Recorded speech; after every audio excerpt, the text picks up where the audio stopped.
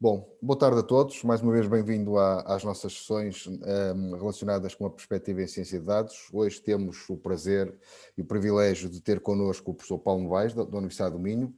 Antes de lhe passar a palavra, eu iria fazer uma leitura de um pequeno CV que o professor Paulo Moraes disponibilizou, apenas um resumo dos resumos. Novaes, peço desculpa. É a força do hábito.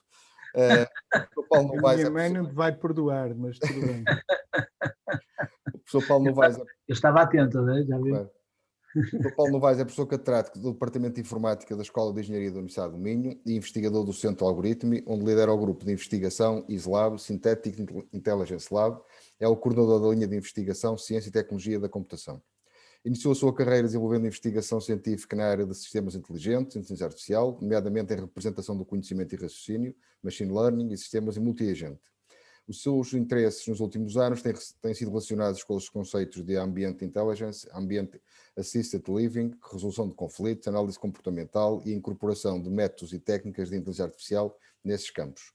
O seu principal objetivo de investigação é tornar os sistemas um pouco mais inteligentes e confiáveis. É ex-presidente da APIA, Associação Portuguesa de Inteligência Artificial, entre 2016 e 2019, membro sénior do I3Es e da Comissão Executiva da Sociedade Ibero-Americana de Inteligência Artificial, e coordenador da Comissão Científica do Programa de Bolsas Gulbenkian, Novos Talentos em Inteligência Artificial da Fundação Calouste Gulbenkian. É perito em várias instituições, como a Comissão Europeia e a EFCT. Portanto, mais uma vez, professor Paulo Novaes, muito obrigado por este contributo e por ter aceito este nosso convite. E antes de passar a palavra ao professor Paulo Novaes, o Sr. Reitor vai dizer algumas palavras. Faz favor, Sr. Reitor. Muito obrigado. As primeiras duas palavras são de reconhecimento e agradecimento. Reconhecimento pela imensa atividade que, enfim, o DCT, mas vamos colocar isto na pessoa do Fernando Moreira, está a fazer precisamente no sentido de, e com grande sucesso, acho, no sentido de trazer para nós desfrutarmos um conjunto magnífico de colegas para dar palestras sobre vários temas, não é? E sim, dentro da área, genericamente, dentro da área do DCT, mas sobre vários temas, e muitos desses colegas depois extravasam muito e deixam pensamentos muito importantes. Eu tenho assistido, como sabem, a muitas destas sessões, não a todas exatamente, como vai acontecer hoje, e explico já. Portanto, primeiro é o reconhecimento disso. Ao Fernando Moreira não é agradecimento, que sendo colegas, estando aqui a trabalhar nestas coisas, é reconhecer mais do que agradecer. Depois agradecer ao colega Paulo Novaes, que já me vi há uns tempos, mas o imenso gosto de o ver agora e de estar disponível para falar connosco. O assunto é da maior importância. Não é? Todos os assuntos são, desde a psicologia ao direito, à gestão, todos os assuntos são. Eu já o disse outro dia numa sessão, um fraquinho por estas áreas, porque trabalhei perto dos conceitos centrais de inteligência artificial, mas acho que é importante contar uma história e tenho escrito sobre estes temas, portanto interessam-me imenso, desde a ciência de dados depois ao tratamento dos dados, que são uma grande característica da inteligência artificial. Quando aqui há uns anos, na Faculdade de Engenharia, onde eu trabalhei muitos anos, como sabem, se falava em inteligência artificial, muita gente, não eu, atenção, eu comecei a trabalhar com questões próximas da inteligência artificial, nomeadamente com redes neuronais e modelos híbridos, em 1990, portanto já veem que estou próximo disso. Mas as pessoas olhavam para os colegas que trabalhavam nessas áreas assim, com um sorriso de bondade, por dizer que eram pessoas que estavam a tratar de temas esotéricos e que, portanto, deixam estar a entreterem-se. E agora vemos o fantástico impacto da inteligência artificial neste momento no mundo, associado ao desenvolvimento. A inteligência artificial começou genericamente falando em 1950, não é? Com Alan Turing e depois com a decisão em 56 de chamar-lhe inteligência artificial num congresso em Dartmouth. Não é? E daí para cá as pessoas esquecem-se, eu vou lembrando isto de vez em quando, que em 73 não havia computadores nem máquinas de calcular, havia uns rudimentos de computadores, mas nós trabalhávamos com regras de cálculo, os engenheiros trabalhavam com regras de cálculo. E só em 73 é que apareceram as primeiras máquinas de calcular, que eram caríssimas, da HP, não é? Que até nós dizíamos que era high price, que queriam dizer, porque eram tão caras. E E depois houve esta explosão, em 1978, 9, nas universidades estrangeiras, não em Portugal, fazia-se investigação com Commodore PET. E depois começou a aparecer toda foi um crescendo, e agora no século XXI tem sido um crescendo brutal. E então todos os conceitos de inteligência artificial lançados nos anos 50, que as pessoas sofriam, estão neste momento a ter o impacto que todos nós conhecemos na vida. O tratamento de dados e toda esta analítica associada são fundamentais neste momento e, portanto, é muito importante nós ouvirmos as vozes mais avisadas e que têm vindo a trabalhar sobre este assunto. E por isso eu agradeço ao Paulo, que tem um currículo muito bom nesta área. Não é? E o que tenho também a dizer, infelizmente, eu tenho uma sessão que não estava marcada para agora, mas uma sessão de um grupo restrito que teve que alterar a hora para as 6h30 e pediram muito para eu conseguir estar e face às circunstâncias, e o Paulo compreenderá, vou ter que optar por sair e por estar nessa sessão de trabalho sobre inovação e empreendedorismo, mas é uma sessão em que pretendemos, enfim, ter alguma influência pública nisso, políticas públicas, e, portanto, tive que tomar essa decisão de aceitar a hora e de sair. Mas, mais uma vez, muito obrigado e já falei muito e continuemos com estas atividades que são tremendas e depois cada um vai filtrando o que pode assistir e o que não pode. Mas sendo um bocadinho cansativo, de facto, abre-nos um leque de oportunidades de reflexão tremenda. E são essas oportunidades de reflexão que nós temos que aproveitar e depois veremos o que é o futuro, não é? Mas vai ser por aí. Muito obrigado a todos, e obrigado ao Paulo, e obrigado ao Fernando, e bom trabalho a todos. Obrigado. Paulo, se quiseres partilhar o ecrã, estás à vontade. Muito obrigado. Só uma palavra de agradecimento ao professor, ao seu reitor, naturalmente, professor Sebastião, que é sempre uma honra e um privilégio estar na sua companhia e de beber das suas sábias sempre palavras. Cumprimentar o colega e amigo Fernando Moreira. Obrigado pelo amável convite, que tenho muito gosto e prazer em participar nesta sessão aqui. Julgo que, só por curiosidade, o Luís Cavic está aí, é o colega da Aberta, não é? Só por curiosidade, que é um nome que eu reparei, aliás, ele tem um nome em vulgar, Cavic, não é? E eu reparei que ele estava aí, mandar-lhe também um forte abraço e peço desculpa que agora não estou a reconhecer mais ninguém. Pronto, eu vou no instante partilhar. Um abraço, Luís. Pronto, só fazer também aqui só um minuto, penso que já está. Exato, fazer só uma nota que estou na abertura do webinar, já está bem? Só fazer aqui uma nota que, pronto, quando combinei com o Fernando esta apresentação, não sabia muito bem qual era o público que ia ter e por isso fiz algo que tenta dar uma overview daquilo que é o nosso entendimento no meu grupo de investigação sobre ciências de dados e a utilização em particular daquilo que é de facto o nosso background, que é a inteligência artificial, mas fiz-o de uma forma leve, como eu gosto de fazer. Acho que isto não é uma aula, não tenho que vir para aqui com muitas fórmulas, muitos bonecos para provar que sei matemática e coisas afins. Quero mais vos mostrar, pronto, o que é que se faz, como se faz e pequenos exemplos só para ilustrar aquilo que é. Em primeiro lugar, recordar que esta questão da informação, do armazenamento da informação e dos dados não é uma coisa nova. Desde o início dos tempos que nós temos vindo a fazer isso, não é? Portanto, as primeiras representações, porventura mais gráficas, mas não é artísticas, perdão, não é certo. Aliás, há correntes que até dizem que era uma forma de transmitir conhecimento de geração em geração, já era feita desde a Idade da Pedra, não é? E aqui, por exemplo, poderia-se eventualmente também estar aqui a passar alguma das técnicas de geração em geração, por exemplo, de como caçar.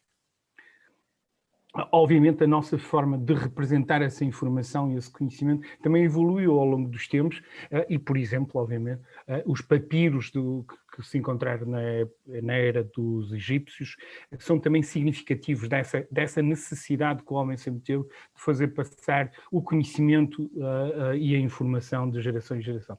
De salientar, já agora, como o professor Sebastião, seu reitor, referiu, a primeira manifestação de representação de algum modo de informação estruturada é exatamente com este papiro, né? O London Medical Papers, em 3000 a.C., pelo menos assim está datado, que de algum modo representa, numa forma arcaica, mas conhecimento do estilo se então. Não é? Reparem que já em 3000 a.C. isto já acontecia. E obviamente, o armazenamento e o tratamento de toda esta informação ao longo dos séculos foi sofrendo naturalmente evoluções. A mais famosa repositório de informação ou repositório de dados, que eu quase que me atreveria que seria o Big Data do antes Cristo, seria naturalmente a quase que mítica livraria de Alexandria. Mas o conhecimento ao longo dos séculos tem sido curioso. Por exemplo, obviamente na Idade Média, enfim, século XVI, neste caso, que é uma lindíssima pintura, estava muito associado, obviamente, e porquê? Porque era relativamente ainda em poucas dimensões, em poucas quantidades, perdão, era possível quase que nós, digamos, ter a capacidade enfim, eu vou usar já as palavras que me interessam, do extrair, do obter pela leitura quase de um único livro. E aqui é um pouco isso que isto simbolizava. Quer dizer, não havia ainda, devido à quantidade de informação disponível, necessidades de grandes ferramentas. Mas, de qualquer forma, não deixa de ser curioso que, mesmo em representações bíblicas daquilo que é a árvore do conhecimento, ou enfim, ou do good and evil, como vem lá descrito, não posso deixar...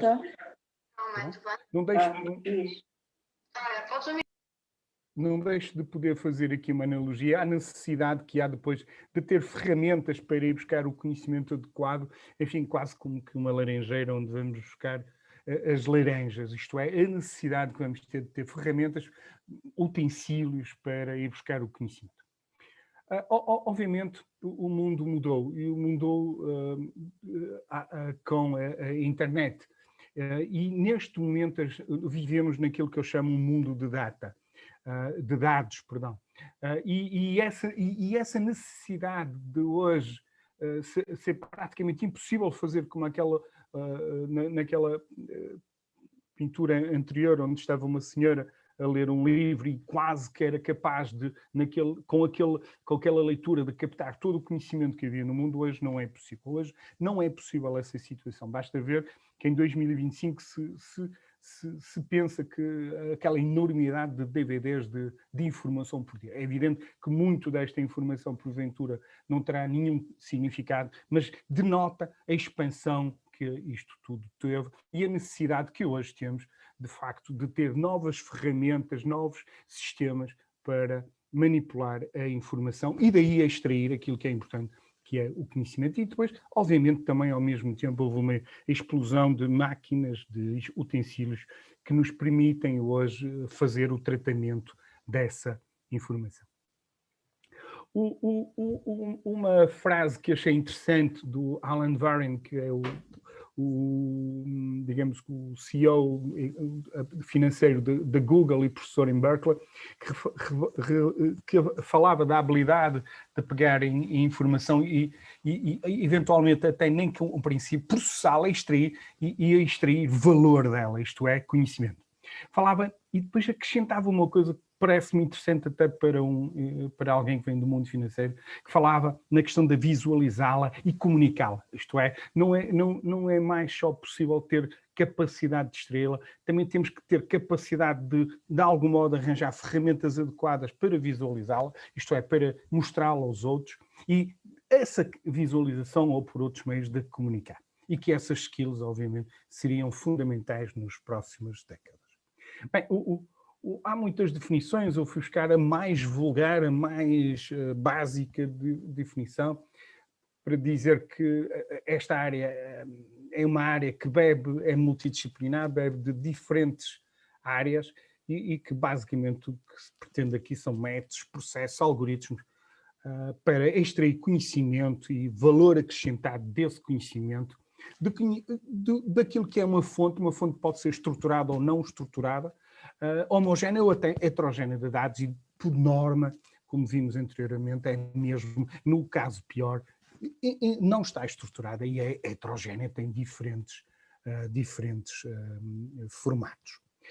Julgo que esta expansão vê-se bem, por exemplo, neste slide com o número de... Isto só representa até os hubs e alguns smartphones conectados acho que no ano passado, num determinado momento, e demonstra a capacidade, digamos, um número hoje já vastíssimo de devices que estão a fornecer dados. Está bem?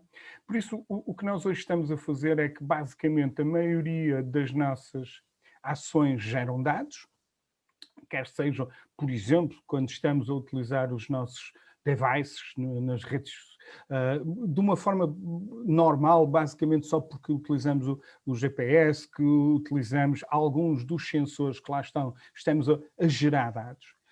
Quando usamos os nossos devices para, por exemplo, monitorizar sinais vitais, estamos a gerar dados, quer seja com smartphones ou relógios ou outro qualquer gadget que utilizemos, e naturalmente quando estamos a utilizar, por exemplo, as redes sociais, mas nem queria muito me focar nisso, nas diferentes aplicações que por aí existem. E há de facto então um contexto de informação quase que eu diria excessiva e que é basicamente impossível de nós filtrar e daí tirar alguma coisa de útil.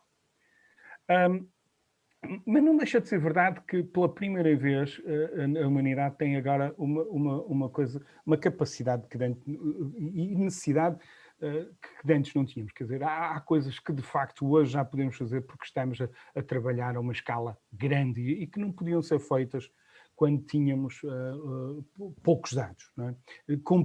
Compreender o que é o movimento de pessoas, quais são os hábitos e até as suas necessidades hoje é possível porque de facto há um conjunto alargado de pessoas que com características eventualmente parecidas podem e estão a alimentar sistemas com as suas interações. E por isso poderemos daí ver o que é que acontece. Tenho também clarificar com esta imagem muito simples, só para recordar que às vezes nós nos esquecemos disto. Dados são basicamente informação não processada que está ali armazenada. Informação é, por exemplo, ter a capacidade de perceber quais são os azuis, quais são os verdes, enfim, numa analogia muito básica. E, por exemplo, o conhecimento é perceber as relações entre essa informação. Okay? Só com um exemplo também muito básico, muito simples.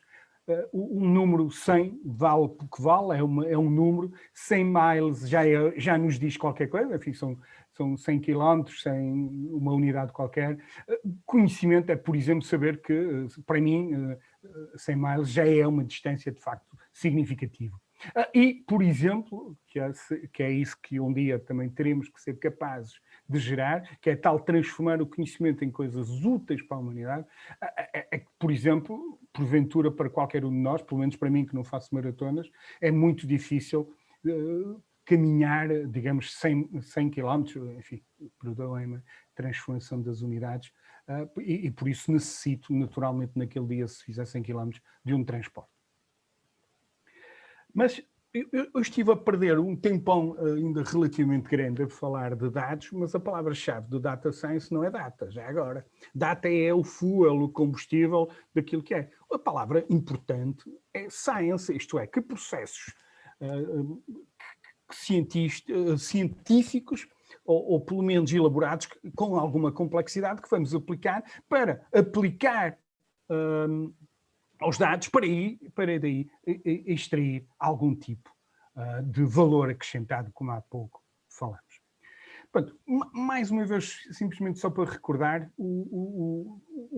eu não vou abordar todo este este ciclo de vida, mas de facto há um momento da captura, de facto tem que haver a captura destes dados, a manutenção e o repositório deste tipo de informação que tenha sido feito, com certeza que o professor Fernando Moreira e outros colegas que eu já vi que ele convidou vos falaram disto, e depois há processos, por exemplo, para daí de passar dos dados para a informação, o data mining, o clustering, por exemplo, que nos ajuda a encontrar as bolas azuis, as bolas verdes que naquele status daquele aqui vos mostrei. E depois a pegar naqueles dados, analisá-los e assim, por exemplo, fazer coisas que geram conhecimento, por exemplo, prever como é que se relacionam os bonecos azuis, ou como há bocado disse, prever, por exemplo, que 100 km para mim é muito e terão que me arranjar um carro para eu ir num determinado caminho. Obviamente, diferentes abordagens, porque naturalmente os dados são distintos, são heterogéneos, não estão estruturados e há dados que necessitam de um tipo de técnica e outros de outros. Por exemplo, quando estamos a falar em textos, naturalmente as técnicas ligadas ao processamento de linguagem natural, ao text mining, são as mais adequadas. E numa outra dimensão, que muitas vezes os tipos com a minha formação da inteligência artificial, ciências da computação, desprezamos, mas que são muito importantes no mundo em que vivemos, quase que tão importante como pescar o peixe é vendê-lo, e aí é parte da comunicação. E aqui, quando estamos a falar em comunicação, obviamente não é propriamente se eu falo bem ou mal, mas é obviamente formas inteligentes de transmitir estes conhecimentos que aqui, estes valores acrescentados que encontramos aqui, comunicá-los aos outros de uma forma que em dashboards, por exemplo, como aqueles dashboards que ultimamente temos sido inundados relativamente ao Covid. A segunda nota que eu gostaria de deixar aqui é que, e agora passando um pouco para aquilo que eu tenho que fazer, é recordar-vos que nós estamos a migrar de dois momentos distintos. Enfim, quando há bocado o Sr. Reitor falava dos primeiros computadores, eu recordava-me sempre de quando eu entrei na universidade, em 87, neste caso, em que, basicamente, o que me ensinaram a mim é que se eu colocasse um determinado input num determinado programa que eu desenvolvi, eu tinha boa nota se o output fosse o expectável. E quando não era o expectável, até havia uma empresa muito famosa por causa dos ecrãs azuis, não é? Que era, de facto, os bugs. Basicamente, eu fui treinado e fui ensinado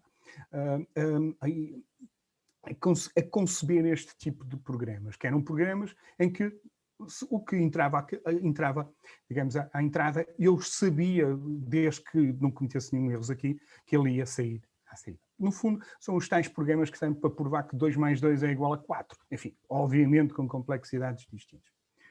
Hoje o que estamos a fazer é completamente diferente, porque nós já não queremos simplesmente fazer cálculo científico. Seja ele mais ou menos elaborado, seja ele para o fim científico ou para calcular as estruturas de um edifício, seja eles para me ajudar a fazer uma carta com formatação correta para enviar para uma instituição qualquer com o meu currículo. Hoje o que estamos a falar é que queremos entrar num patamar que é o do modelar tendências, comportamentos, funções. E uma função não é algo que seja 2 mais 2 é igual a 4.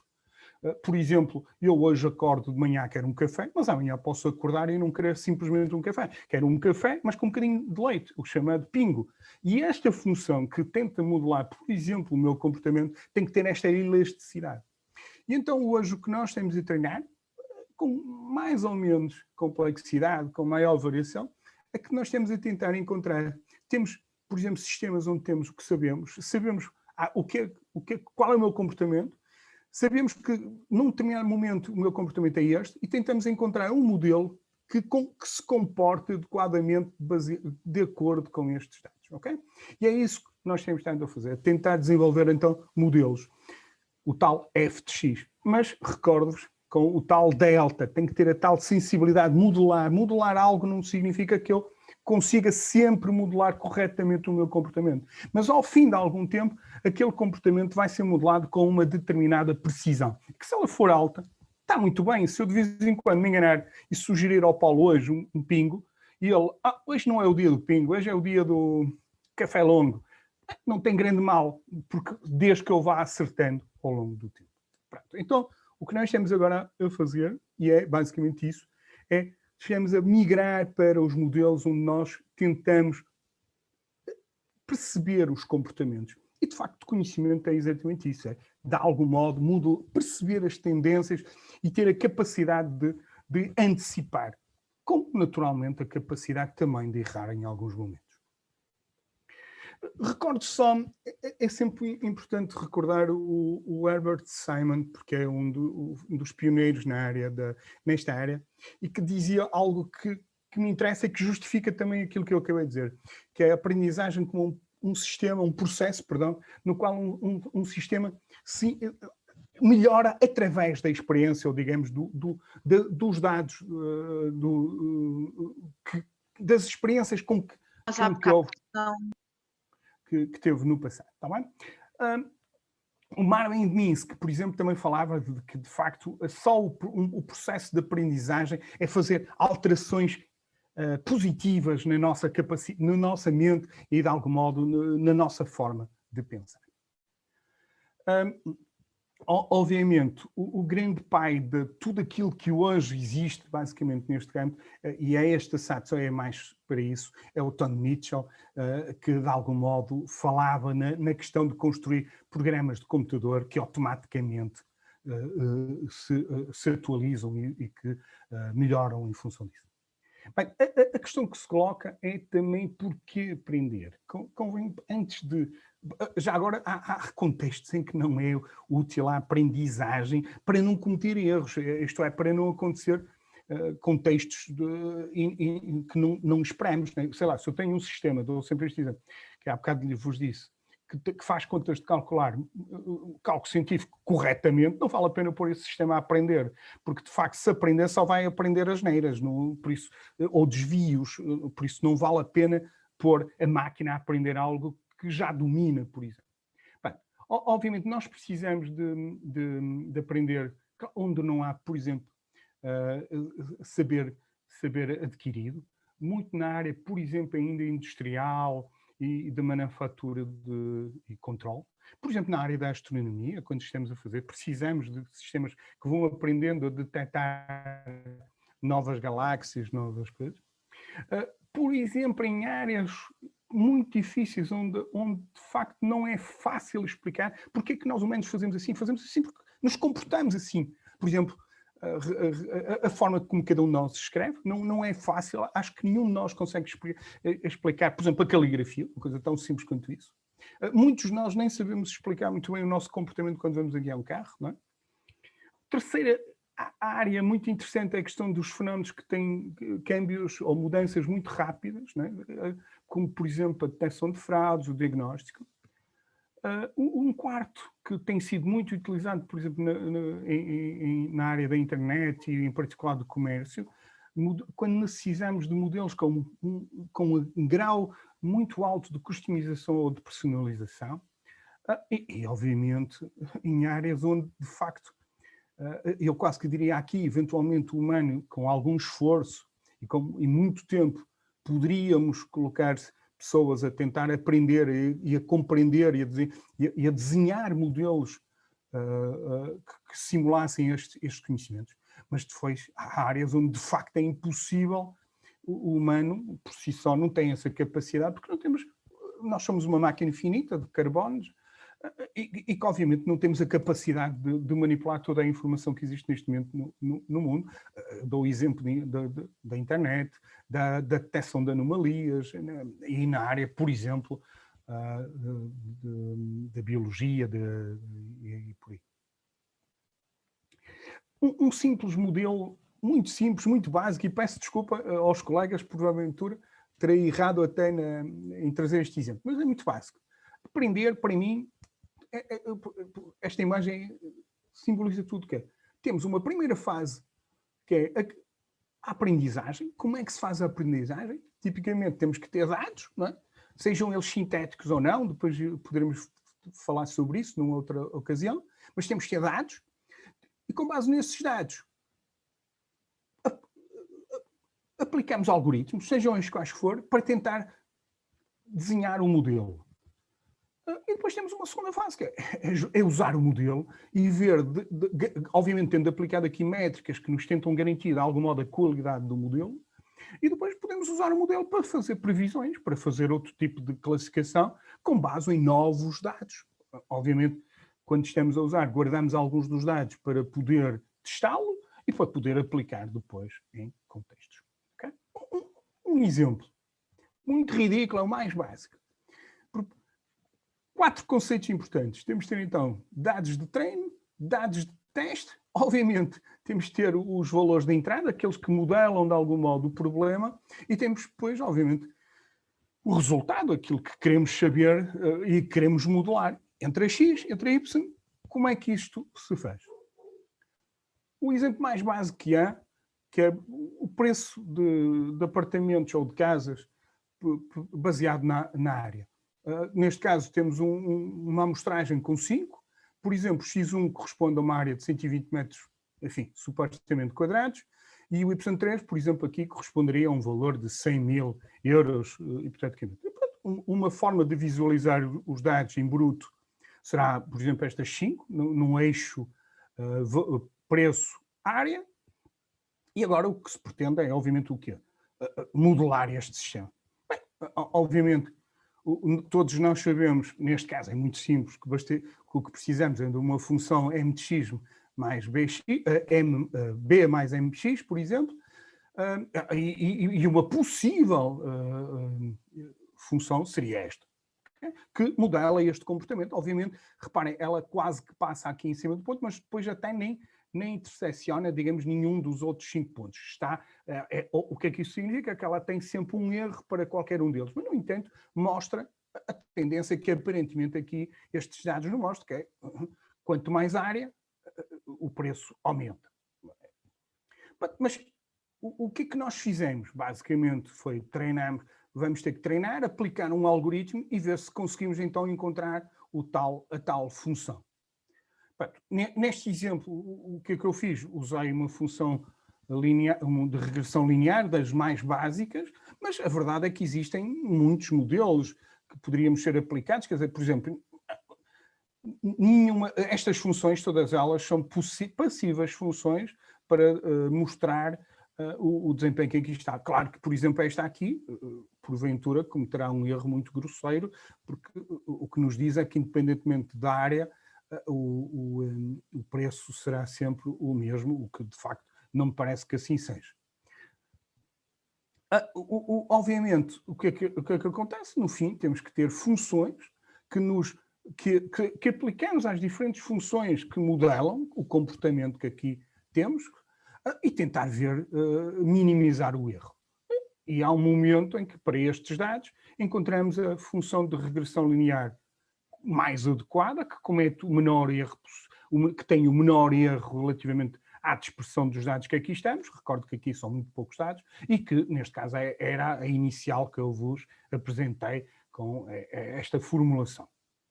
Isto é basicamente um modelo de aprendizagem, obviamente o mais simples possível e o mais básico, que porventura não era preciso o Paulo Novaes vir aqui para vos mostrar isto. Qual é a grande diferença agora? É que vocês têm uma panóplia enorme, mais uma vez é um boneco, de modelos que podem utilizar. Muito simples. Muito inspirado naquilo que nós chamamos hoje a aprendizagem clássica, que tem 2 subsecções fundamentais. Supervisionado ou não supervisionado. Supervisionado, o que é que isto quer dizer? Quer dizer que nós temos dados que estão etiquetados. Isto é, eu, por exemplo, neste caso, treino isto e sei que, por exemplo, para esta área custa isto. Okay? Eu tenho o X e tenho o meu Y ao mesmo tempo. Está bem? Por isso, quando tenho esses dados, eu estou num ambiente supervisionado e estando num ambiente desculpem. Agora, okay? Estando num ambiente supervisionado, eu posso, de facto, por exemplo, ter funções de regressão, como aquela que vimos, ou até ter modelos de classificação, por exemplo, adequados para classificar, por exemplo, objetos, coisas assim do género. Uma outra questão é quando eu não estão etiquetados os meus dados.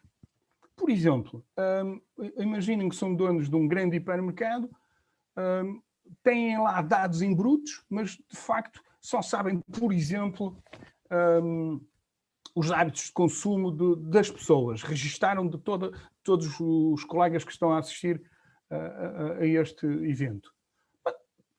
E queremos saber, por exemplo, queremos encontrar clusters de pessoas, por exemplo, para saber que tipo de pessoas temos. Então, podemos aqui usar um modelo não supervisionado que vai tentar encontrar semelhanças, similaridades entre os pontinhos que lá estão. Podemos usar técnicas de clustering, e há aqui um conjunto alargado de técnicas para usar. Okay?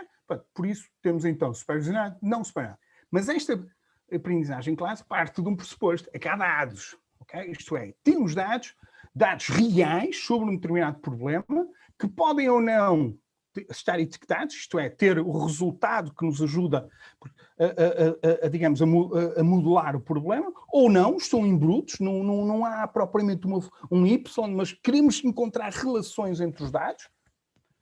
E outra vertente é quando não temos dados. Por exemplo, em situações absolutamente distintas. O exemplo típico é muito utilizado, é o da robótica, não é? Quando pomos um robô a explorar um ambiente dinâmico e desconhecido. O que nós sabemos é que o robô tem um conjunto de ações que pode fazer. Por exemplo, andar para a frente, andar para o lado esquerdo, para o lado direito. E então o que fazemos é obviamente, pomos-o com um sistema tipo de recompensas, que é basicamente o que nós fazemos. Vamos tentando fazer uma coisa, recuamos e pomos o sistema a varrer.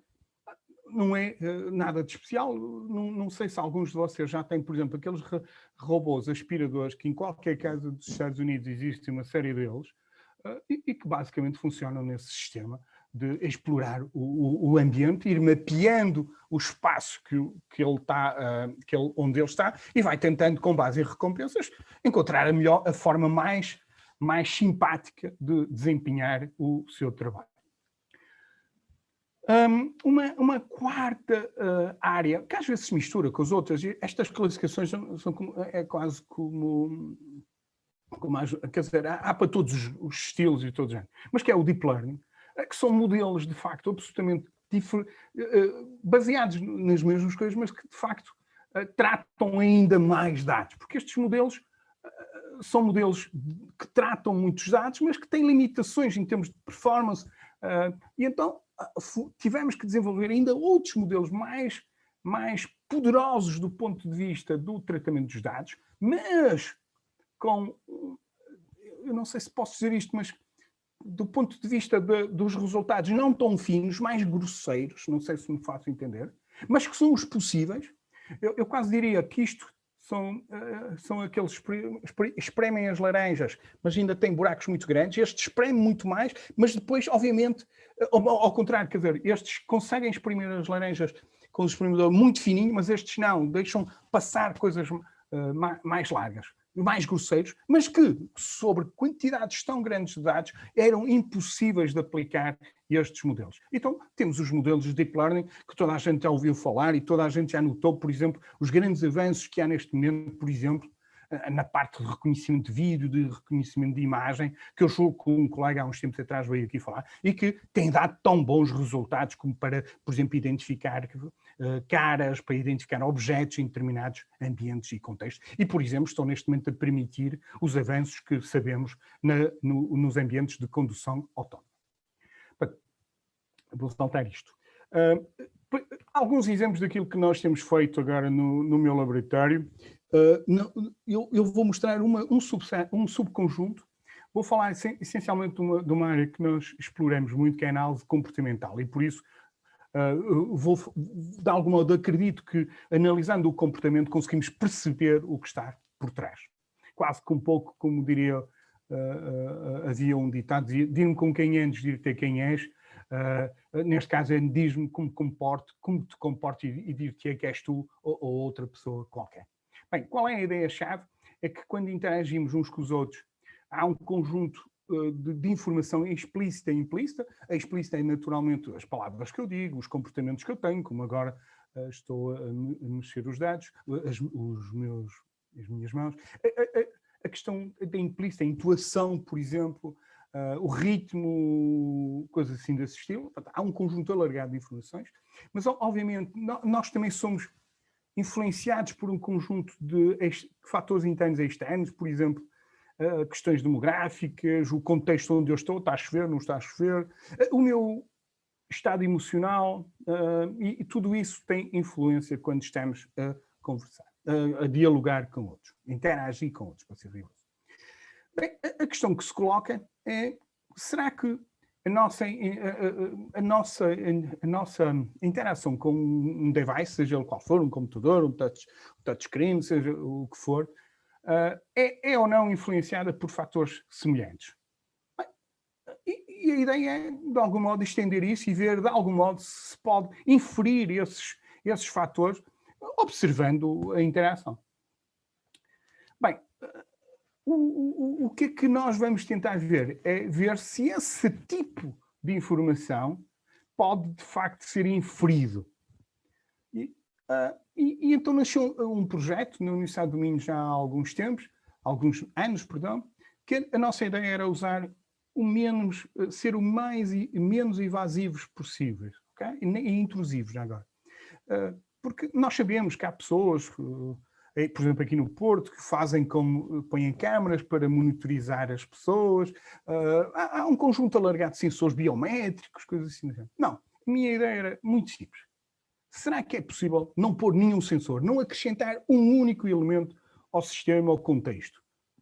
O que é que as pessoas normalmente usam quando estão a interagir com sistemas? Basicamente é o teclado, o rato e, eventualmente, os ecrãs táteis. E pronto, e joysticks, por exemplo, no caso, por exemplo, de quando estamos a pilotar um avião, o volante de um carro. A essência é usar os dispositivos de interface comuns, mais banais possíveis, e tentar ver daí se podemos extrair alguma coisa, alguma informação, para perceber quem está do outro lado. E saber, identificando esses comportamentos, também atuar sobre esse comportamento, não é? Obviamente.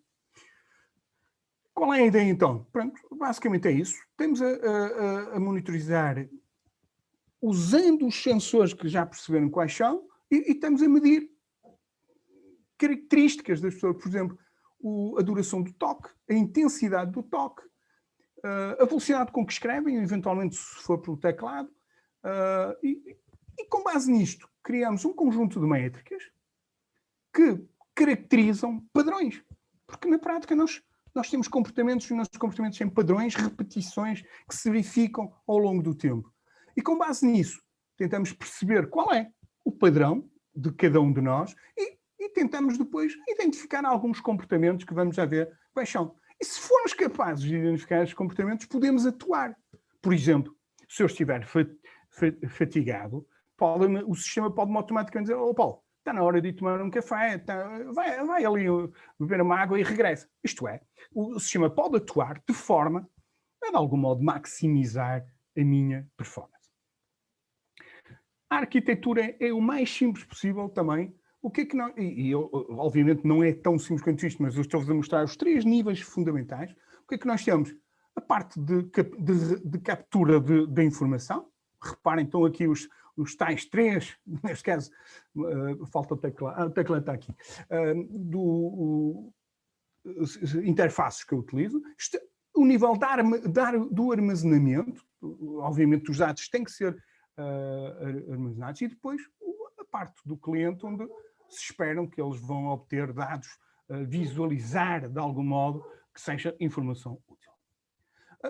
Por exemplo, este é um exemplo de um log. Reparem, são exemplos log, o movimento, por exemplo, num determinado momento de uma posição X para a posição Y do vosso rato. Não é? Nós estamos sistematicamente, nos nossos sistemas, no meu laboratório, estamos a monitorizar como é que as pessoas deslocam o rato. E depois, mouse para a direita, para a esquerda, sei lá, que aplicação estamos a utilizar. Por exemplo, aqui está um exemplo muito ridículo de um log que, neste caso, só tem o rato e alguém que há uns tempos, isto é antigo, foi buscar, naquele caso, arrancou com o Access, com aquela base de dados. Portanto, isto é, registramos tudo o que está a acontecer. Neste caso era o rato, e aqui o que acontece é que ele estava a ativar esta aplicação. Depois, com base nos dados, que são em bruto, reparem, são os movimentos dos ratos, isto dá logs consideráveis. O que é que nós fazemos? Sobre eles vamos calcular um conjunto de métricas. São aquilo que nós chamamos as métricas analíticas, que de algum modo vão criar um nível de informação são a informação sobre aqueles dados. Okay? O que é que isto é? Por exemplo, a duração do clique, okay? Quanto tempo demora a clicar, todos temos valores diferentes. O tempo entre cliques, é muito interessante ver isso, por exemplo, é uma métrica que usamos muito. O time do double click, a velocidade do rato, da aceleração, a distância entre dois cliques, por exemplo, quando estão a usar o rato. O excesso de distância, eu vou-vos mostrar, mas é na prática. Se imaginassem um rato a mover-se em linha reta, mas na realidade, quando nós movemos o rato, nunca conseguimos que seja em linha reta. Logo, há digamos ali, um desperdício de distância percorrida que também pode ser medido. E que, por norma, nós também, ao longo das nossas interações, vamos alterando. E depois um conjunto mais alargado de métricas, dependendo também, obviamente, do tipo de sistema de interface de dados que estamos a utilizar. Por exemplo, a velocidade de escrita, obviamente, é quando estamos a usar o teclado. Este é um exemplo, só para não dizer que eu não trazia uma pequena matemática. O que temos aqui é como é que calculamos. Temos a distância entre dois cliques e depois a função que de algum modo nos calcula. Reparem, isto seria entre dois pontos a distância a percorrer. Na realidade, esta é o movimento do rato e depois, obviamente, este que calculamos é a distância que ele percorreu e que representa depois este menos este, o excesso de movimento que fizemos. Está bem? Imaginando que calculamos isto, uma primeira visualização poderia ser esta. Não é? Por exemplo, isto são o que se consegue ver, não consegue ver.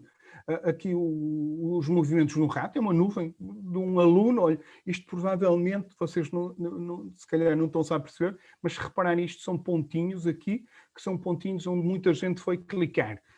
Isto, posso-vos dizer, não tem problema nenhum,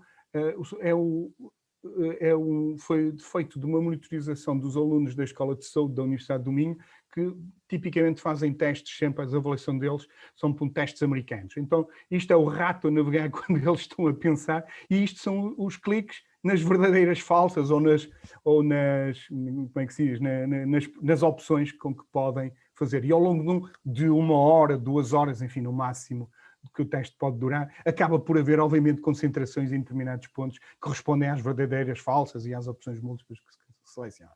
Mas, se tivéssemos a usar um teclado para escrita de dados, que não é o caso, isto não é do mesmo exemplo, poderíamos, por exemplo, ver, num determinado momento, que, por exemplo, neste teclado, quais foram as teclas mais pressionadas. Por exemplo, o backspace, como é óbvio, aparece sempre no top disso. E isto são exemplos. Mas a verdade é que mesmo assim isto dava-nos, o que eu diria, era uma informação, pronto, é interessante, ficamos a saber quais são, por exemplo, as teclas que se vão porventura estragar mais rápido, mas não é suficiente. Outro nível de informação seria, por exemplo, este um dashboard, que nos mostra, por exemplo, aqui a evolução dos níveis de fadiga de uma determinada pessoa. Isto é de uma startup que nasceu no nosso grupo e que faz a monitorização. E que já tem, obviamente, outro tipo de informação para a pessoa que está a tomar a decisão poder ver. Usando esta tecnologia, o que é que fomos capazes de fazer? Um dos primeiros exemplos que fizemos foi este. Eu só vos mostro os resultados. O que é que isto... Aqui já agora aqui não há basicamente resultados nenhum. Isto é só Analytics. Usar aquelas funções que há bocado vos falei. Sei lá onde é que está o Average Access of Distance, por exemplo, que está aqui. Sei lá a duração do clique. E o que é que isto representa? Ao longo para um aluno, neste caso, para um aluno da Universidade do Minho, ao longo de um exame que fez mais ou menos 2 horas, enfim, reparem que está aqui, 17 e 30, 18, podemos dizer que ele teve praticamente 2 horas de seu teste, a evolução de um conjunto de métricas ao longo das 2 horas. E o que é que aqui se pode ver? Aqui há, aparentemente, um decréscimo da maioria destas métricas. O que é que isso significa? Que basicamente aquilo que é normal, que é começamos devagarinho e depois aceleramos, isto é, quando vemos que o tempo está a tornar-se mais curto. Obviamente, o que é que isso significa? Que significa que começamos a ser a ter mais cuidado primeiro, estamos a ser mais rápido, estamos a demorar menos tempo a fazer as coisas, isto é, estamos em princípio, a ter uma performance melhor. Neste caso, eu não estou a avaliar se o aluno tirou boa nota ou má, só estou a analisar a forma como ele se comportou.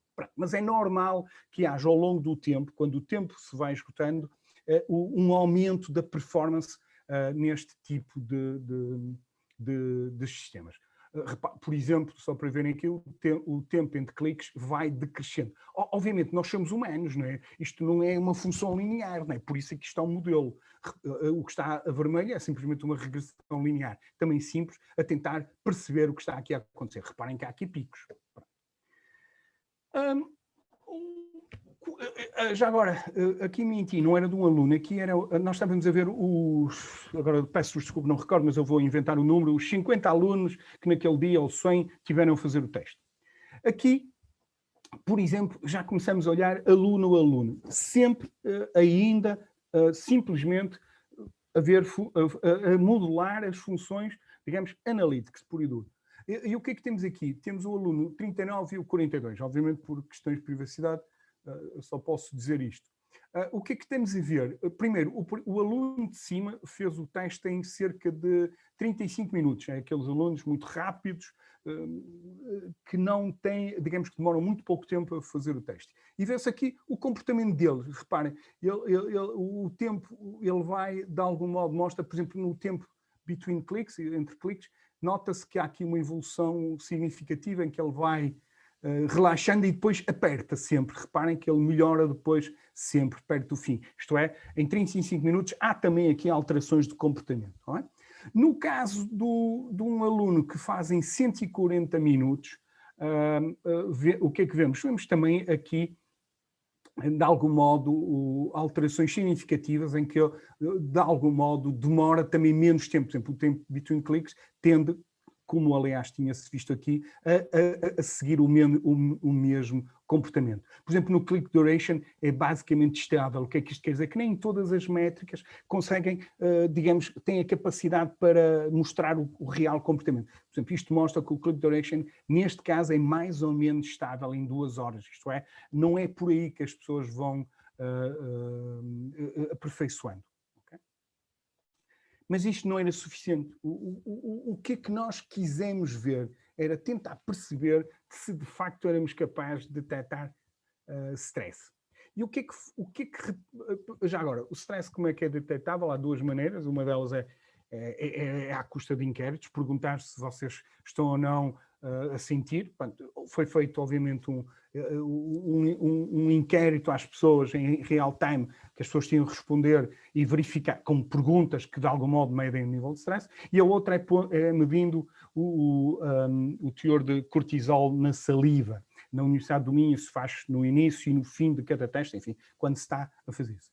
E o que é que se verificou? Verificou-se que, por exemplo, a métrica time between clicks tinha uma correlação muito forte, positiva, com o valor do Perceived Stress Scale, isto é, o tal instrumento subjetivo de medida de stress. O que significa que, olhando, de acordo com este exemplo que nós aqui estamos a ver, que olhando para a variável time between clicks e vendo a sua evolução, recordo, por exemplo, neste caso está aqui a métrica de evolução do aluno, nós estávamos a ver se ele estava a entrar em stress ou não. E, de facto, nota-se, isto é, o que é que isto significa? Que, por exemplo, que o nível de stress estava a aumentar, porque ele, de facto, estava a diminuir o tempo entre cliques que estava a fazer. Mas não ficámos satisfeitos, fomos ver se, de facto, havia também isso com o cortisol, porque de facto o cortisol é uma medida muito mais exata do que o estar a perguntar às pessoas, obviamente. E verificou-se também a mesma coisa, isto é, com o time between clicks também se verificou essa correlação. E então verificou-se em toques de longa duração e quer de short duration, isto é, quando o toque é menor. Pronto. Então, o que é que significa? Que é possível encontrar métricas e que alguma, ou combinações delas, enfim, neste caso, Queria também recordar que nós estamos com uma amostragem ainda relativamente pequena de dados. É muito difícil, como sabem, para nós recolher dados de 200, 300, 500 mil pessoas. Não é, nós estamos a fazer provas de conceitos, que neste caso uma métrica pode facilmente, ou aparentemente, perdão, para ser rigoroso, tudo leva a crer, conseguir modelar com base nela um comportamento. Isso significa que se eu sou capaz de detectar stress, posso atuar sobre o stress. Por exemplo, fizemos experiências injetando música em ambiente ou música personalizada usando headphones e ver o efeito. Também aí se verifica que, de facto, se estando detectado um comportamento, atuando sobre ele, podemos, digamos, monitorizá-lo e geri-lo conforme a nossa vontade e conforme aquilo que desejamos fazer. Eu vou-vos mostrar um outro assunto. Reparem, não são dados financeiros, não sei se é isso que estavam à espera, mas têm que perceber que isto demonstra de que modo estes modelos de machine learning são poderosos. E neste caso nem sequer usamos modelos muito complicados. Vão ver que a maioria destes dados são modelados com support vector machines, coisas assim deste estilo. E agora mostrar um segundo exemplo. Diferente, mas parecido, porque de facto a mim interessa-me particularmente melhorar as experiências que as pessoas têm com os sistemas e neste caso atuar com comportamentos que têm influência direta, digamos, na interação homem-máquina. E neste caso é um exemplo de touchscreen que nós fizemos num evento também muito controlado. Isto tem cerca de 30 e tal alunos, de um público-alvo para um jogo que criamos, em que fizemos experiências com eles. Bem, isto é um touchscreen, foi um jogo onde se pedia para as pessoas identificarem peças e memorizar, ok?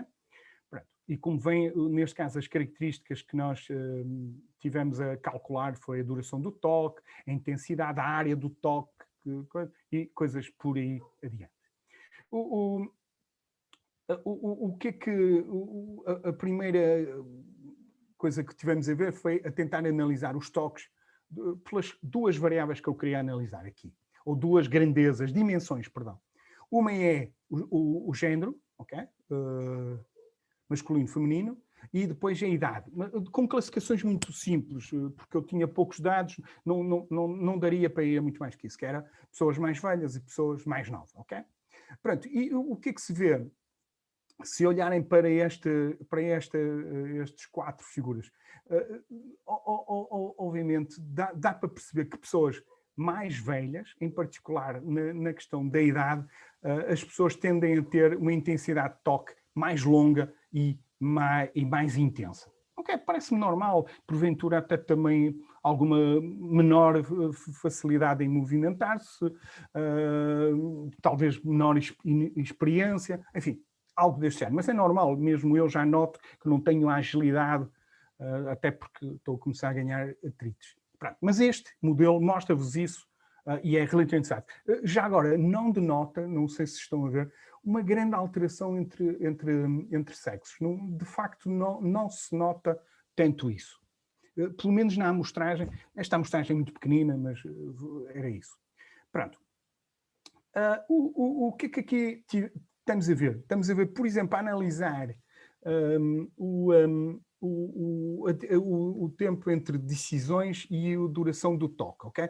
Isto é, isto no fundo mede o tempo que a pessoa demorou a pensar, né, no fundo, e isto a intensidade do toque.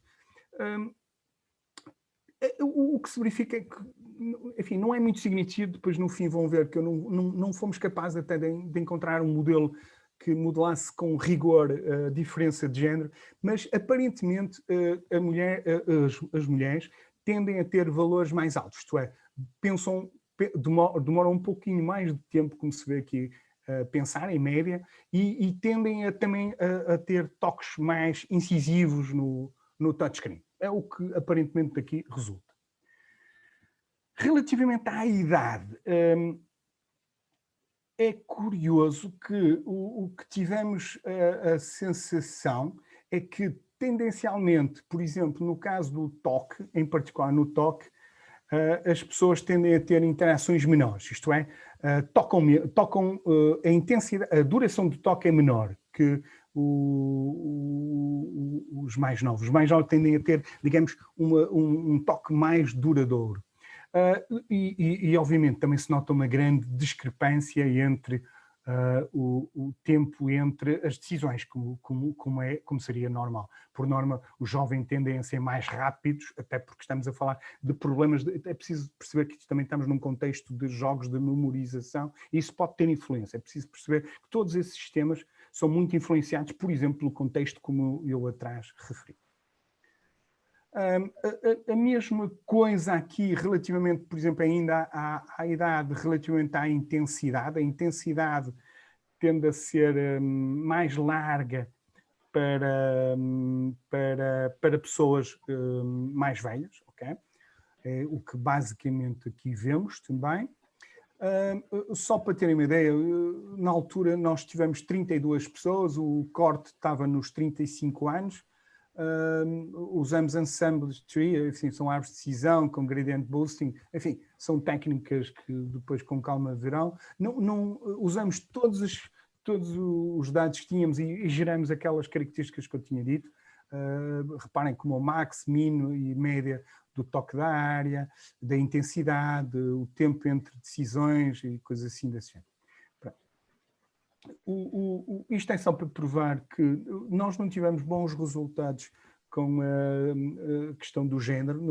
Porventura terá muito a ver com o facto de não termos dados suficientes para encontrar funções que modelam corretamente, mas relativamente ao tipo de idade, enfim, volto a dizer, para aquele jogo, naquele contexto, para aquele público, conseguimos encontrar um modelo que de algum modo identificava correta, com uma precisão muito interessante, cerca de 76%, reparem que não é mau, simplesmente pela forma como interagia com o touchscreen, eu era capaz de identificar se era jovem ou era uma pessoa menos jovem. Okay?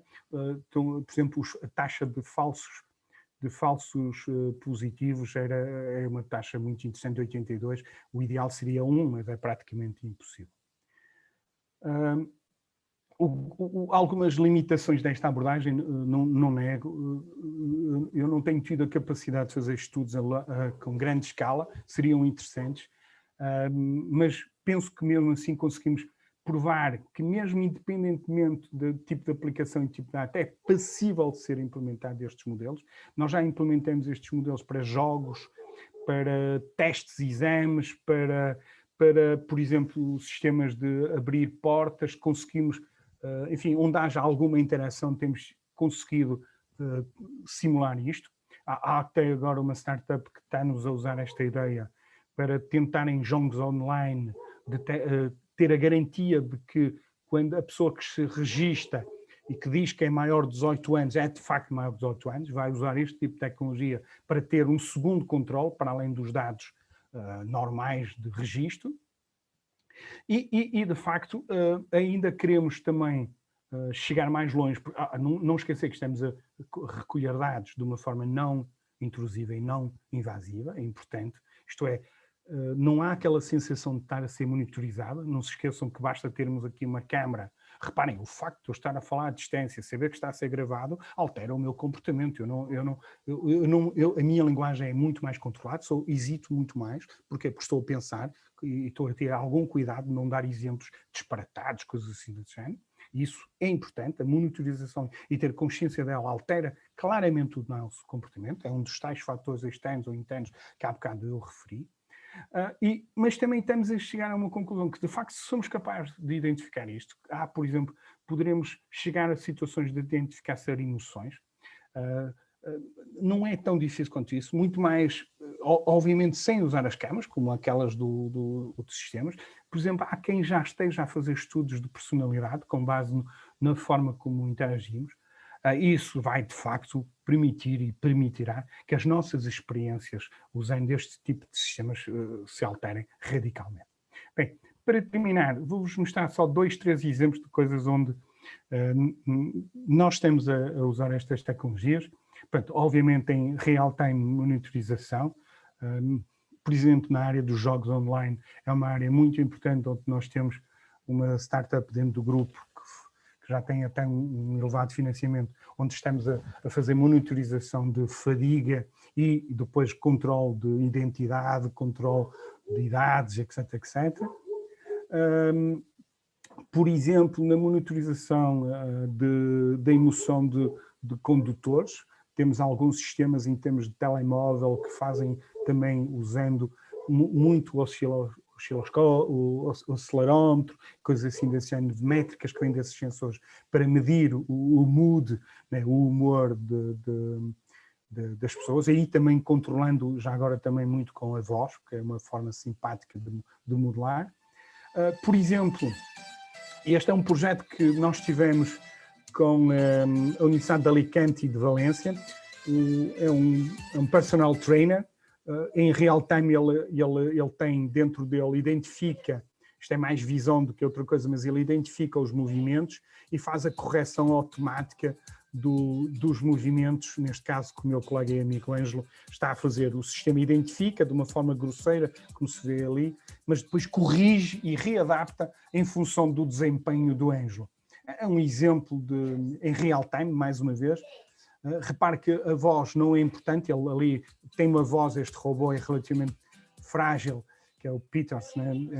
mas de facto, por isso é que o Ângelo até lhe pôs a mão assim com muito cuidado, mas de facto ele está a aprender e a corrigir os dados, os movimentos, perdão.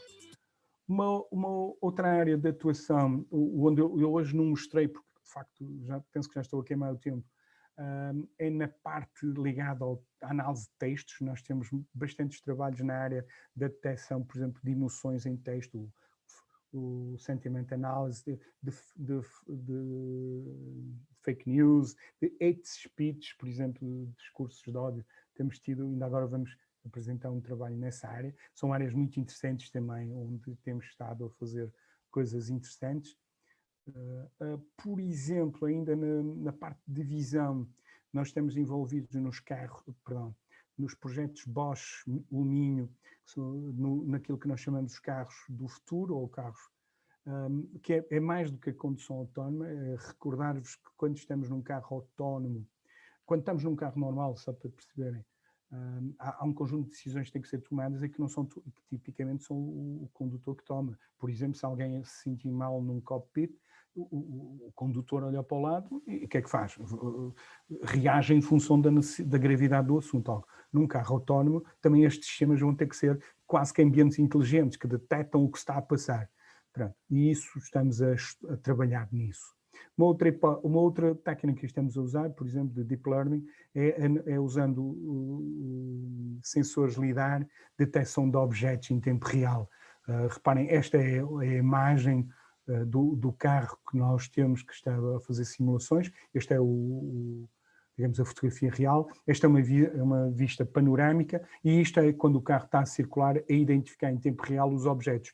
Neste caso, como sabemos, são carros, basicamente o que pomos são caixas, que é para ele saber, digamos, as dimensões, a envergadura do carro. Não é?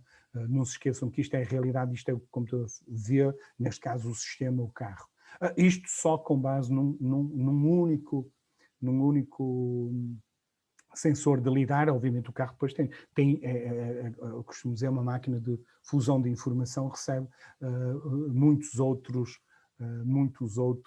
inputs, mas neste caso este input é importante porque lhe dá a noção de volume, julgo que estão a perceber isto. Funciona muito parecido, para quem sabe, como um sonar.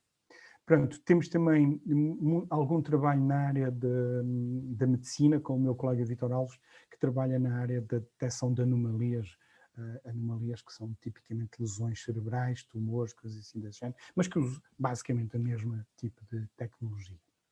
Pronto, o que é que eu queria basicamente concluir? Numa área absolutamente distinta daquela que porventura estariam à espera, mas que só prova que, tendo dados, dominando os algoritmos, se pode de facto, à custa dos dados, extrair informação que não seria expectável e que só agora com estas tecnologias somos capazes de o fazer, mas já o fizemos relativamente, por exemplo, estamos neste momento, só para terem uma ideia, a trabalhar sobre dados de uma hectare, de um sistema com uma empresa de distribuição de água, onde estamos a controlar a qualidade e todo o circuito produtivo, a tentar encontrar anomalias, boas práticas, a comprovar conhecimento que eles já têm, mas pôr o sistema automaticamente a fazer isso para eles, a qualidade do ar, etc, etc.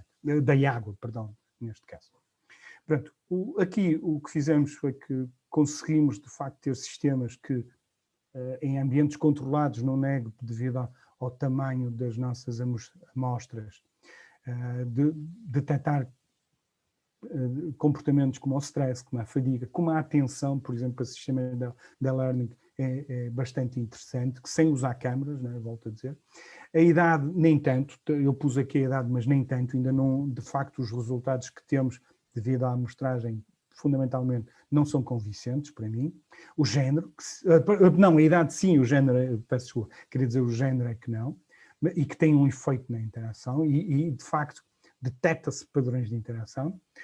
Julgamos e estamos convictos que podemos medi-los, se podemos, e em contínuo, e se podemos usar esta informação para, de facto, melhorar as nossas interações.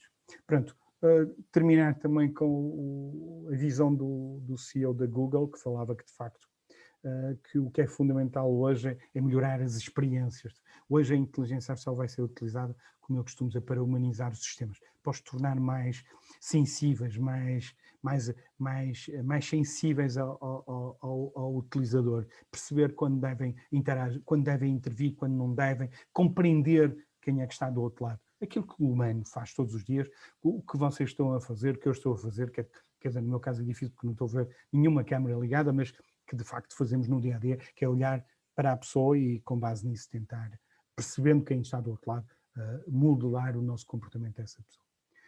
Há algumas publicações, enfim, só algumas, e porventura só desta área, que demonstra também a nossa capacidade de produzir ciência em revistas da especialidade, Neurocomputing, IEEE, Affective Computing, Transaction, enfim, por aí adiante. Ninguém trabalha sozinho, há uma equipa grande de pessoas que estão em diferentes fontes, em diferentes lugares.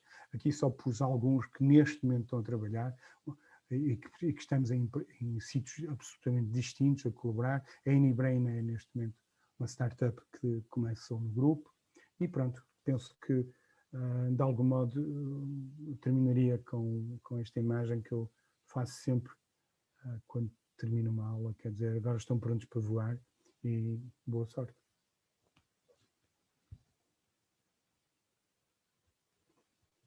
Eu terminei, não sei se... Obrigado, Paulo, pela excelente apresentação. Vamos agora dar um pouco de tempo para quem quiser fazer um conjunto de questões. É só levantar a mão ou então abrir o microfone e fazer a pergunta. Conseguiu-se, não houve falhas? Nada, foi perfeita a apresentação. Peço desculpa que eu, aqui à distância, como eu não vejo as caras, às vezes até hesito a falar, peço desculpa, pois. Porque fica muito mais frio, né? Penso que concordam comigo. Fica claro. Meio, como diz os colegas brasileiros, complicou, né? Não sei se alguém quer colocar alguma questão. Eu posso colocar uma questão, só para, em termos para quebrar o gelo, como costuma dizer. Achei muito interessante aquele exemplo que tu apresentaste sobre a avaliação, quer do stress, quer da forma como utilizas aquelas métricas dos cliques e a distância entre os cliques, portanto, todas aquelas métricas que tu utilizaste, e fazendo a ponta aqui com a discussão internacional a nível mesmo global, sobre a forma da avaliação dos alunos online. Portanto, isto é uma discussão que se coloca já há muito tempo, mas agora cada vez mais com este momento estranho que estamos todos a viver e e agora todos passamos por isto, com as questões das avaliações do primeiro semestre, arranca, não arranca, faz online, faz presencial, passa para maio. Portanto, isto é um assunto que está na ordem do dia. Tu achas que conseguirias, sem ser de forma intrusiva e invasiva, utilizando esse modelo que estás a desenvolver, dar garantias com alguma fiabilidade interessante de que o aluno estará a fazer, estará a copiar ou não do outro lado, ou não? O que é que tu achas sobre isso? Deixa-me só dizer, queria ser muito claro. este sistema. Nós já agora temos uma linha de investigação nessa área, tu vais conhecer a pessoa, é a colega Dalila Durães, que vai colaborar contigo no mestrado, né? E que ela está a explorar essa área no nosso sistema. A resposta é, não te esqueças que basicamente eu só estou a controlar o teclado e o rato nesse contexto. E não a voz, que é importante, né? Porque eu também tenho filhos em ambiente universitário. Eu julgo que sim, eu teria que estudar, porque assim, eu não creio que ele consiga falar para o telemóvel, sabes que eles têm sistemas, mais uma vez é preciso perceber isto. Para mim é fundamental o respeito pelos direitos do homem. Claro. A questão da privacidade, proteção, etc., está implícita à não utilização de câmaras, já agora que fique claro. Era muito mais fácil a maioria destes sistemas para nós implementá-los com câmaras, e todos vocês, enfim, a maioria dos colegas estão com câmara ligada. Detectar stress numa câmara, a Mercedes, desculpem o exemplo, mas a Mercedes, por exemplo, já utilizava isso em caminhões há uns tempos atrás, com base numa câmara de infraredes para detectar... tipicamente, quando ficamos estressados, ficamos mais, como é que se diz? Ajude-me... emitimos mais calor, logo ficamos vermelhos em alguns casos, alguns colegas ficam assim. E o sistema, no fundo, é detecção de fúria, se quiserem, coisas assim desse género. Já existe. Há sistemas, por exemplo, pelo som, não é? Eu nunca quis enverdar por aí, porque acho que não é, ou melhor, é correto, é necessário em alguns ambientes, mas penso que tem alguns problemas. E um dos casos é porque é que nós enverdamos por esse sistema? Porque a maioria dos nossos exemplos são em contextos de aulas, porque quem é que tu tens para testar, Fernando? São os alunos, vamos ser claros, né? E pedindo autorização à maioria, a maioria até aceita, desde que isso também não os afete, ok? Está aí uma pessoa a dizer que é de Faf, mas eu não sou de Faf, eu sou de Guimarães já agora. Minha mulher é de Faf, por acaso é verdade, não sei se é por causa disso. Apareceu aí, curiosamente, para perceber. Mas é de Faf, é curioso, não sei se é de propósito. Mas agora perdi-me. Ok, o que é que eu queria dizer? Eu estou convencido que o teu comportamento quando tu estás a falar, por exemplo, com outro sistema, seja qual for, também se altera, mas não te posso garantir neste momento que isso é verdade, porque nunca fiz a experiência, mas julgo que sim. Isto é, eu não creio que ao falar eu tenha, por exemplo, movimento rato da mesma forma. E cada um de nós tem uma assinatura digital. Já se falava na pegada digital, fala-se também na assinatura, mas uma assinatura que é condicionada por aquelas métricas. Repara, eu neste momento uso aquelas métricas, reparaste, né? Aquelas que transformam os dados em informação, que são métricas de desempenho de utilização de devices. Eu falo assim o mais genérico possível para depois perceberem que se fosse um joystick de um avião, por exemplo, era diferente. Já agora, a Royal Air Force do Canadá usa sistemas de detecção de fadiga com base nos dados que vêm do joystick de um avião. Nós tivemos um colega que trabalhava, que era consultor deles, com quem tivemos a trabalhar. São coisas assim desse género que se utilizam logo. É normal se transformar em métricas, porque não se pode trabalhar sobre os logs, é informação em bruto que não diz nada, e depois tentar encontrar os padrões que modelam o comportamento, como tudo. Eu estou convencido que sim. Agora, o que é importante aqui? Há aqui um pormenor. É que eu, obviamente, isto tem o tempo que tem, eu às vezes pode-se não ter fincado. Da mesma maneira que cada caso é um caso, cada homem, cada cidadão, cada pessoa é uma pessoa, tem comportamentos distintos, de facto.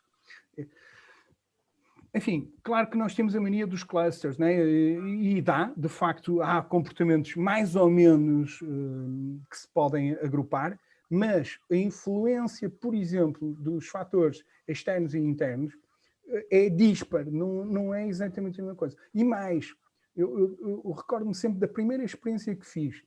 Eu estava convencido, eu quando estou nervoso por norma, como latino que sou, não sou japonês, logo mexo-me muito os meus braços. Aliás, julgo que já notaram isso.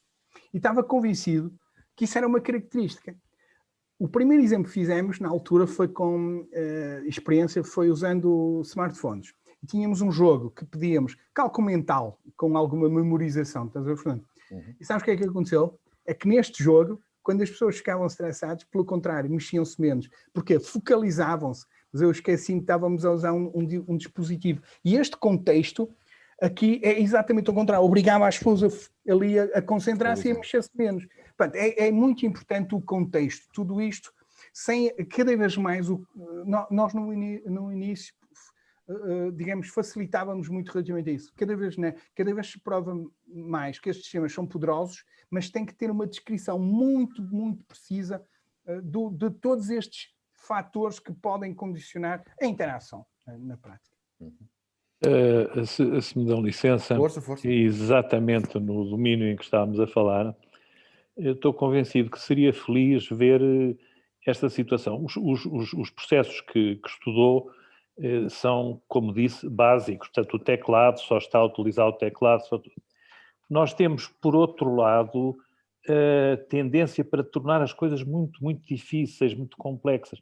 Ora bem, no caso da pergunta que foi feita, como você consegue detectar padrões, se eu tiver, por exemplo, o padrão do aluno no computador, a velocidade dele no teclado, a maneira como vê, e se tiver uma câmara de vigilância, associando as duas coisas, eu posso ter um grau de certeza bastante grande.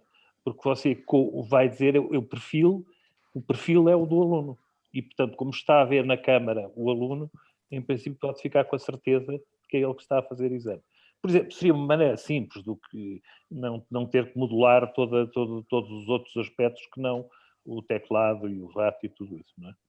Eu concordo consigo, mas eu parto do pressuposto que não posso ter câmara. Confesso que, obviamente, como eu disse, estes modelos, e tem toda a razão, podendo incorporar mais, isto é como tudo, incorporando mais inputs, podíamos fazê-lo e o que é que aconteceria? Naturalmente, melhoraria muito os sistemas. Por exemplo, a Mercedes, só para dar o exemplo, estava a começar a pôr, por exemplo, microfone para detectar casos de violência dentro do carro, né? Por exemplo. Nós desprezamos isso, mas o ambiente de carros é muito interessante, né? Porque deixando de ter condutor, até nós começamos a ter reações absolutamente distintas, não é? E pode haver violência dentro de um carro. Por exemplo, a música, coisas assim. Obviamente, tendo todos esses inputs, podemos melhorar, como disse, e é verdade, a performance. O que nós estávamos aqui a querer fazer era um sistema que, com o mínimo de captação de dados, verificar até que ponto conseguíamos modelar.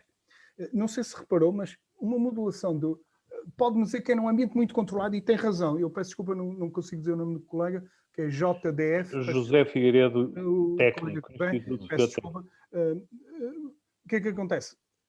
Mas 80 e tal % com 35 pessoas não é nada mau, não sei se reparou. Obviamente vai-me dizer, Paulo, só serve para aquilo, para aquele... Não, mas eu estou perfeitamente de acordo. Mas está a ver? Claro agora, obviamente, para melhorar ainda, incorporando, por exemplo, como disse, uma câmara, a certeza aumenta muito. Não lhe sei dizer quanto, mas de certeza que seria muito melhor. Agora, repare, imagine num contexto em que não há câmara, já agora 90% dos meus alunos dizem que não tem câmara, mesmo em situações da aula. Não sei no caso da Portugalense como é que o Fernando está. É igual, é a mesma coisa.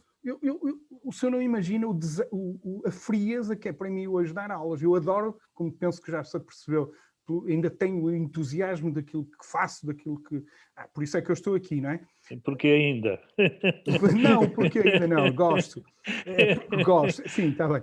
Mas repara, neste momento muita gente não liga sequer a câmara. Isso para ligar o microfone já é... E eu só dou aulas em engenharia informática, praticamente, não é? Repare que não é contextos de, sei lá, a minha mulher é enfermeira, não. Aliás, no outro dia vi uma sessão dela, ela estava a acabar agora uma pós-graduação, estavam todos de câmara.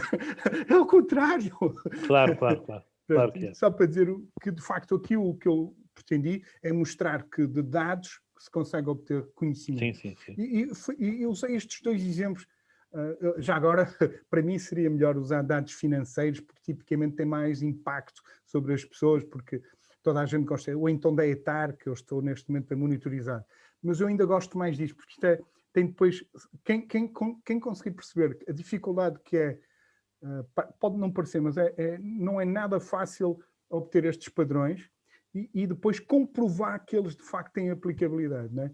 Mas, por exemplo, nós fizemos uma experiência interessante que era o meu laboratório é uma sala de trabalho como outra qualquer, não é? Que produz ciência, neste caso. Então, e as pessoas, obviamente, ao longo do dia passam por momentos de maior tensão, menor, etc. e fizemos experiência de usar a música para controlar isso e de facto resultou, foi um exemplo muito interessante, estávamos todos com fones personalizados e a música adaptava-se a cada um. Mas eu costumo dizer, eu no meu caso, enfim, a música Pimba não é que me atrai muito, mas por exemplo, eu lembro sempre daquela Eyes of the Tiger, não sei se é do teu tempo, Fernando, mas Sim. era uma música que me estimulava, não é? Na altura. E a minha malta já não vai lá com isso, claramente, já só que tem um, por exemplo, que é o David, só queria heavy metal e coisas assim da gente. Logo, isto para dizer o quê? Também tem que ser personalizado. Estes modelos têm que ser personalizados para ter uma performance melhor. Está bem? Obrigado. Mais alguma questão queiram colocar? Aproveitar que o professor Paulo não vai estar aqui. Força, Teresa Campos. 3 vezes Moraes. Sim. Minha mãe Já, vai já, ser pá, contigo. peço desculpa. Olá, boa noite. Boa noite. Antes de mais, gostava de dizer que gostei muito da apresentação, achei muito interessante. Eu gostava só de saber o que é que o professor acha do software RapidMiner. Se acha que dá para fazer, por exemplo, assim, estes projetos, tendo em conta que com uma amostragem assim reduzida, não muito... Sim, ou seja, primeira observação, eu não sou fundamentalista, cada um da minha malta está a usar a sua ferramenta. Eu provavelmente sou o que uso menos ferramentas, não é? Como já reparou, tipicamente com a idade eu sou usando menos ferramentas e dedico-me a poucas, mas, por exemplo, posso lhe dizer que os nossos primeiros trabalhos foram feitos em R, na altura. Tinha uma excelente biblioteca. Migramos muito, temos muitos anos. O RapidMiner para data mining, por exemplo, que é o caso que estava a querer se referir, é bastante utilizado. Mas, por exemplo, há agora bibliotecas de Perl, por exemplo, e de Python, excelentes para isto. O Perl, em particular, para processamento de linguagem natural, como o Fernando com certeza usas também, não é? E o Python com coisa que há de tudo. O que é importante é encontrar uma em que se sinta confortável. Isso é que é para mim importante, não é? E depois facilmente expõe. Obviamente, tudo isto estamos a falar ainda para aquilo que não é Deep Learning. Deep Learning aí já exige aquelas frameworks que nos são disponibilizadas pelas grandes companhias. Não vale a pena inventar, está bem? Ok, muito obrigada. Mas boa sorte e que tenha muito sucesso. Obrigada, igualmente. Mais alguma questão? Pronto, parece que está tudo satisfeito com a tua apresentação e com as tuas explicações. Só me resta, mais uma vez, agradecer a tua disponibilidade e prometo que não volto a chamar-te Moraes, mas sempre só Novaes. E, portanto, mais uma vez, obrigado. A todos, obrigado por terem estado presentes nesta sessão. Na próxima quinta-feira iremos dar continuidade, agora com o professor José Martins da UTAD, que vem trazer uma perspectiva um bocadinho diferente, porque ele está agora a trabalhar. Por acaso, é uma coisa curiosa, não estava à espera que o Paulo apresentasse um exemplo sobre hectares, porque o colega na próxima quinta-feira vem falar sobre exemplos de água, mas neste caso de água boa, isto é, sobre a termas, o que é muito interessante também. Ele é de Chaves, não é? Ele é uma excelente pessoa, um colega como ele. E ele vem falar sobre a mesma coisa, mas sobre a água boa. Portanto, estão todos convidados para estarem aqui na próxima quinta-feira. Mais uma vez, muito obrigado a todos, em especial ao Paulo. Um abraço e até uma próxima. Muito obrigado pela oportunidade, mais uma vez. Um abraço. Obrigado.